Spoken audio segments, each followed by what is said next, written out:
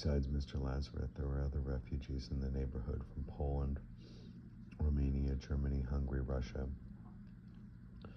Most of the residents were not called refugees, nor were they termed prisoners or citizens.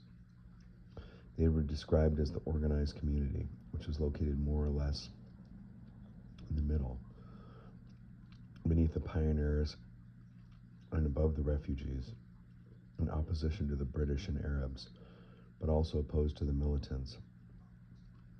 But how could you tell the difference? Almost all of them, pioneers and refugees and militants, spoke through throaty R's and liquid L's, except for the Orientals, who spoke with trilled R's and harsh guttural sounds. The parents hoped that we children could grow up to be a new kind of Jew, improved, broad shoulders, fighters and tillers of the soil, which is why they stuffed us all full of liver, chicken, and fruit, so that when the time came, we would stand up bold and suntanned, and not let the enemy lead us like sheep to the slaughter again. Sometimes they would feel nostalgic for places they had come here from.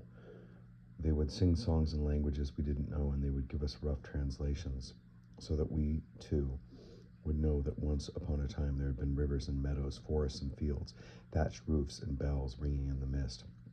Because here in Jerusalem, the waste plots stood parched in the summer sun, and buildings were made of stone and corrugated iron, and sun scorched everything as though the war was here already.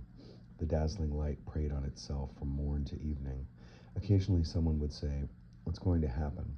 And someone else would answer, "We must hope for the best. We've got to carry on." My mother would sometimes sit bent over a box of photos and mementos for 5 or 10 minutes.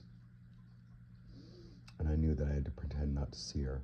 Her parents and sister Tanya had been murdered by Hitler in the Ukraine, along with the Jews who had not managed to get here in time. Father once said, "It's incomprehensible, simply unbelievable," and the whole world said nothing.